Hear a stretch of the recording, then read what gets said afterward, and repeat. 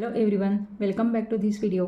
तर फ्रेंड्स, आजच्या व्हिडिओमध्ये आपण आपल्या रोजच्या बोलण्यातील मराठी वाक्यांमधून इंग्रजीतील वेगवेगळे काळ शिकणार आहोत. त्याचबरोबर त्या काळांच्या रचनासुद्धा शिकणार आहोत आणि त्या रचनेनुसारच मग आपण ह्या मराठी वाक्यांचे इंग्रजीमध्ये ट्रान्सलेशन करणार आहोत. तेव्हा तुम्ही संपूर्ण व्हिडिओ स्किप न करता शेवटपर्यंत नक्की बघा आणि व्हिडिओ जर आवडला तर व्हिडिओला नक्की लाईक करा, हाईप करा. आता आपण जेव्हा कोणतीही गोष्ट ही आपल्या मातृभाषेतून शिकत असतो तेव्हा ती आपल्याला लवकर समजते. त्याचप्रमाणे आपल्या ती कायमस्वरूपी लक्षातसुद्धा राहते. म्हणूनच आपण हे जे इंग्रजीत ट्रान्सलेट करायला शिकणार आहोत ते मी आपल्या रोजच्या बोलण्यातील मराठी वाक्यांमधूनच तुम्हाला शिकवणार आहे. तेव्हा तुम्ही हा व्हिडिओ संपूर्णपणे नक्की बघा. तर आता इथे बघा, मी इथे फर्स्ट सेंटेन्स लिहिलेला आहे की तू दाराला कुलूप लावलंस का. बघा, आपण एखाद्या वेळेस बाहेर गावाला जायला निघतो आणि थोडा वेळ बाहेर निघाल्यानंतर थोड्या वेळानंतर आपल्याला लगेच आठवते. मग आपण काय विचारतो की तू दाराला कुलूप लावलंस ना, नीट लावलंस ना, असं सुद्धा विचारतो. मग आता सर्वात आधी तर हा काळ कोणता आहे ते तुम्हाला ओळखता यायला पाहिजे. बघा, आता इथे तुम्ही काय म्हणाल की कुलूप लावलंस का, म्हणजे कुलूप लावण्याची क्रिया ही भूतकाळात झालेली आहे. म्हणजेच हा जो प्रश्न आहे तो भूतकाळातला आहे. पण तसं नाही आहे. इथे बघा, तू दाराला कुलूप लावलंस का हे आपण आज गावाला गेलो आणि उद्या तर विचारणार नाही. आपण लगेच घरातून बाहेर निघाल्यानंतर थोडा वेळ गेल्यानंतर आपल्याला आठवण आल्यानंतर आपण ते विचारणार. म्हणजेच हा जो प्रश्न आहे तो प्रेझेंट परफेक्ट टेन्समधला आहे. म्हणजेच हा प्रश्न जो आहे तो पूर्ण वर्तमान काळातला प्रश्न आहे. कारण की वेळ कसा झालेला आहे, खूप वेळ नाही झालेला आहे, अगदी थोडासा काळ झालेला आहे, वेळ झालेला आहे. त्यामुळे हा जो प्रश्न आहे तो कोणत्या काळातला आहे, तर प्रेझेंट परफेक्टमधला आहे, हे लक्षात ठेवायचं. मग आता त्याचप्रमाणे हा प्रश्न कोणत्या प्रकारचा आहे, तू दाराला कुलूप लावलंस का, म्हणजेच याचं उत्तर येस किंवा नो असेल. हो, म्हणजेच याचा अर्थ हा जो प्रश्न आहे तो व्हर्बल क्वेश्चन आहे, म्हणजेच येस नो टाईपचा क्वेश्चन आहे. मग आता अशा प्रकारच्या प्रश्नांची सुरुवात मी अनेक व्हिडिओमधून तुम्हाला सांगते की अशा प्रकारचे प्रश्न असले म्हणजे त्या प्रश्नांची सुरुवात ही त्या काळातील जे हेल्पिंग वर्ड्स असतात त्या हेल्पिंग वर्ड्सने त्याची सुरुवात होत असते त्या प्रश्नांची. मग आता हा पूर्ण काळातील वर्तमान काळातला प्रश्न आहे. मग पूर्ण काळामध्ये आपण हॅव किंवा हॅज वर्तमान काळामध्ये ही सहाय्यकारी क्रियापदे वापरत असतो. म्हणजेच आणि जर भूतकाळ असला म्हणजेच पूर्ण भूतकाळ असला तर त्या प्रश्नाची सुरुवात हॅडने होते, हे लक्षात ठेवायचं. मग आता हा पूर्ण वर्तमान काळ आहे म्हणून या प्रश्नाची सुरुवात हॅव किंवा हॅजने होणार आहे. मग सुरुवातीला आपण या प्रश्नाचे इंग्रजीत स्ट्रक्चर कसं असेल ते लिहून घेऊ. म्हणजेच आता हा पूर्ण काळ असल्यामुळे आणि वर्तमान काळ आहे म्हणून हेल्पिंग वर्ब्स आपण घेणार आहोत हॅव किंवा हॅज याने या प्रश्नाची सुरुवात होणार आहे. त्यानंतर आपण घेत असतो सब्जेक्ट म्हणजेच कर्ता. त्यानंतर पूर्ण काळामध्ये क्रियापदाचे तिसरे रूप घेतले जाते आणि सर्वात शेवटी आपण घेत असतो ऑब्जेक्ट आणि सर्वात शेवटी मग द्यायचं आहे क्वेश्चन मार्क. बघा, आता हॅव किंवा हॅज वापरायचं का हॅव वापरायचं, तर हे कर्त्यावरून तुम्ही ठरवायचं असतं. कर्ता आहे तू म्हणजेच यू, मग यू नंतर आपण हॅव वापरत असतो. म्हणून या प्रश्नाची सुरुवात आपण कशाने करणार आहोत, तर हॅवने. हॅव, त्यानंतर सब्जेक्ट म्हणजेच कर्ता आहे तू, क्रिया करणारा कर्ता म्हणजेच तो आहे तू, म्हणजेच तूसाठी आपण वापरतो यू, हॅव यू. त्यानंतर आपल्याला V3 फॉर्म घ्यायचा आहे, क्रियापदाचे तिसरे रूप घ्यायचे आहे. मग आता कुलूप लावणे हे क्रियापद आहे. मग आता त्यासाठी लॉक हा शब्द आपण वापरतो, मग त्याचं तिसरं रूप आहे लॉक्ड, LOCK. हे V1 फॉर्म आहे आणि V2 आणि V3 फॉर्मसुद्धा सेम आहे, लॉक्ड. Have you locked. तू कुलूप लावलंस का, कशाला लावलं का विचारतो आपण, दाराला कुलूप लावलं का, म्हणजे ऑब्जेक्ट. म्हणजेच इथे काय येणार आहे, have you lock the door. Locked असं, लॉक्ड असं नाही म्हणायचं, locked. Have you lock the door, ईडीचं तेवढं प्रोनाऊन्सिएशन बोलताना होत नाही. अशा प्रकारे ह्या प्रश्नाचं मग इंग्रजीत ट्रान्सलेशन होणार आहे, have you lock the door, तू दाराला कुलूप लावलंस का. आता नेक्स्ट बघा, मी कॉफी घेईन.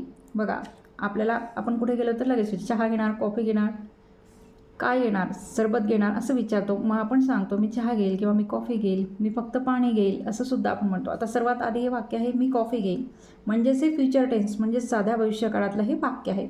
मग आता साध्या भविष्यकाळामध्ये वाक्याची रचना कशी असते ते सर्वात आधी आपण लिहून घेऊ.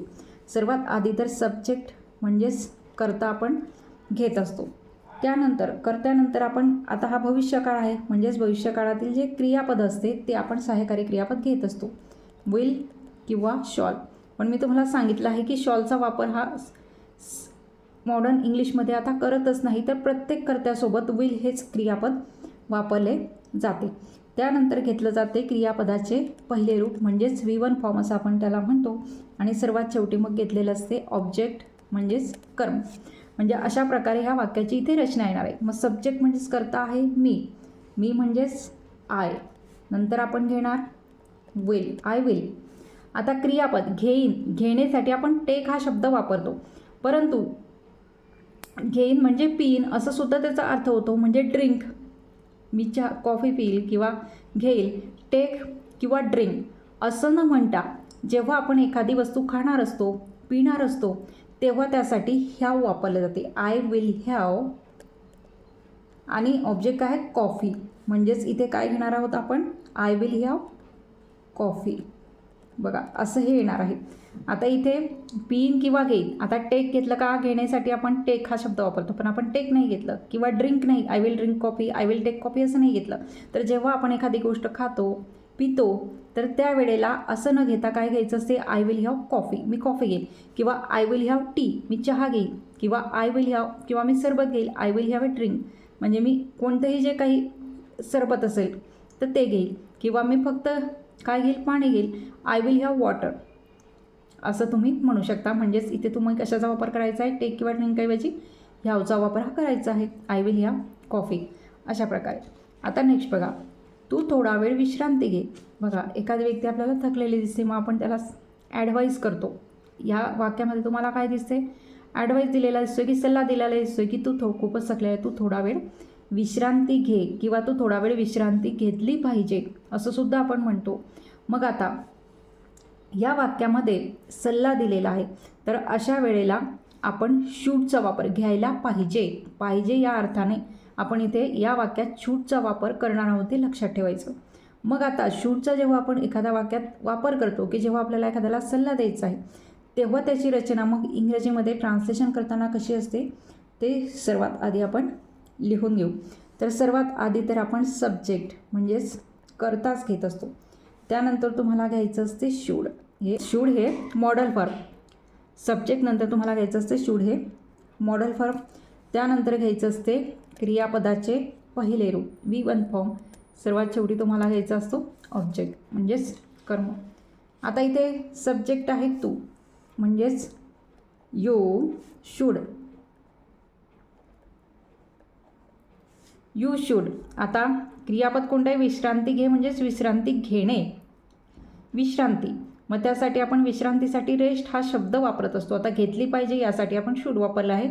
आणि विश्रांती यासाठी याचं पहिलंच रूप आपल्याला घ्यायचं आहे, तो म्हणजे रेस्ट. You should rest. तू विश्रांती घेतली पाहिजे. ऑब्जेक्ट नाही आहे, पण इथे हा शब्द आहे थोडा वेळ. मग थोडा वेळ यासाठी आपण वापरत असतो इंग्रजीमध्ये फ्रेज फॉर ए व्हाईल. बघा अशा प्रकारे हे वाक्य इथे येणार आहे. You should rest for a while. तू थोडा वेळ विश्रांती घेतली पाहिजे किंवा तू थोडा वेळ विश्रांती घे असं जरी असलं तरी त्याचं translation you should rest for a while असंच येणार आहे, लक्षात ठेवायचं. आता नेक्स्ट बघा, तू द्राक्षे विकत घेतलेस का. बघा अशा प्रकारचा प्रश्नसुद्धा आपण बऱ्याच वेळेला विचारत असतो. आता द्राक्षे घेतले का किंवा टरबूज घेतलं का किंवा जे काही आपण फ्रूट असेल ते विकत घेतलं का असं जर विचारायचं असलं तर ते कसं विचारायचं. आता सर्वात आधी तर मग ह्या वाक्यातला काळ कोणता आहे. तू द्राक्षे विकत घेतलेस का. घेतले का म्हणजेच हा भूतकाळ झाला, म्हणजेच हा जो प्रश्न आहे तो साध्या भूतकाळातला प्रश्न आहे. त्याचप्रमाणे विकत घेतलेस का म्हणजेच हा व्हर्बल क्वेश्चन आहे, म्हणजे एस नो टाईपचा क्वेश्चन आहे, हो किंवा नाही स्वरूपाचा. त्याचप्रमाणे भूतकाळातला आहे, म्हणजे या प्रश्नाची सुरुवात भूतकाळातल्या हेल्पिंग व्हर्बचे असते, सहाय्यकारी क्रियापद, त्या क्रियापदाने इथे होणार आहे. आता तुम्ही इथे प्रश्नार्थक शब्दाने या प्रश्नाची सुरुवात नाही करू शकणार इंग्रजीत, कारण हा व्हर्बल क्वेश्चन आहे, एस नो टाईपचा क्वेश्चन आहे. हे लक्षात ठेवायचं की त्यावेळेस आपण ज्या काळातील ते वाक्य असेल त्या काळातील सहाय्यकारी क्रियापदाने या प्रश्नाची सुरुवात करायची. मग आता सर्वात आधी आपण याचं स्ट्रक्चर लिहून घेऊ. सर्वात आधी हा भूतकाळातला प्रश्न आहे, मग भूतकाळातलं सहाय्यकारी क्रियापद असते डीड, म्हणजे ज्याची सुरुवात डीडने होणार आहे. त्यानंतर तुम्हाला घ्यायचं आहे सब्जेक्ट म्हणजेच काय कर्ता. त्यानंतर घ्यायचं आहे क्रियापदाचे पहिले रूप, कारण इथे डीड आलेला आहे म्हणून इथे पहिलं रूप तुम्हाला घ्यायचं असते आणि सर्वात शेवटी तुम्हाला घ्यायचं असतो ऑब्जेक्ट आणि मग क्वेश्चन मार्क द्यायला विसरायचं नाही. बघा अशा प्रकारे मग ह्या वाक्याची इथे रचना येणार आहे.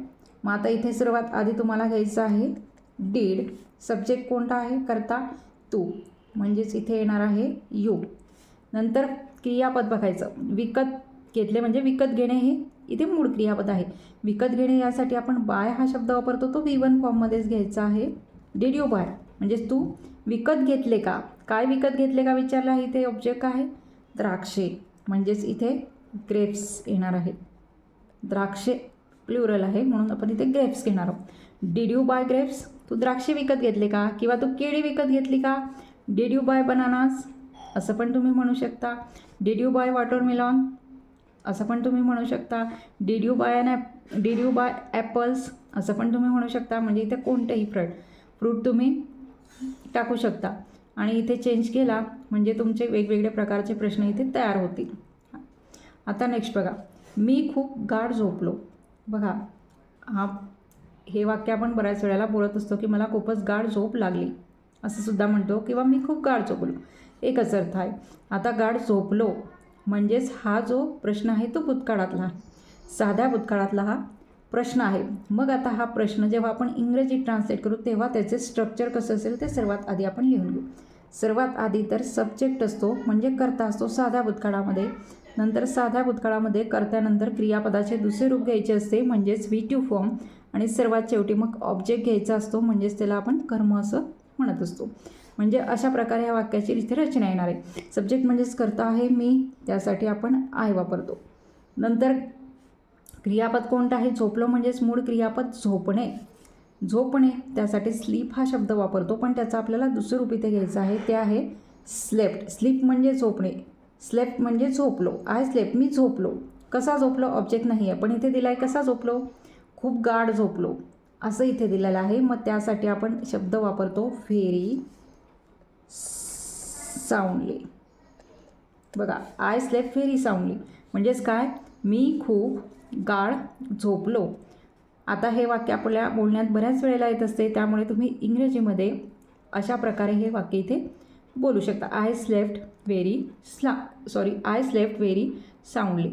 आता नेक्स्ट सेंटेन्स बघा, तो नदीमध्ये पोहत होता. आता हे जे वाक्य आहे मला वाटते तुम्हाला नक्कीच ह्या वाक्यातला काळ कोणता आहे ते तुम्ही ओळखले असेलच. आता तो नदीमध्ये पोहत होता या वाक्यावरून तुम्हाला लगेचच या वाक्यातील काळ कळेल. तेव्हा हे जे वाक्य आहे ते वाक्य इंग्रजीमध्ये ट्रान्सलेट करून त्याचे ट्रान्सलेशन तुम्ही कमेंट बॉक्समध्ये लिहायचे आहे.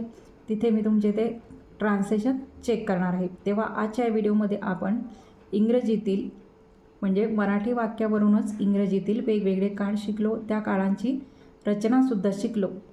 तेव्हा आजचा माझा व्हिडिओ तुम्हाला कसा वाटला ते सुद्धा कमेंट करून नक्की सांगा. व्हिडिओ जर आवडला असेल तर व्हिडिओला लाईक करा आणि शेअरसुद्धा करा.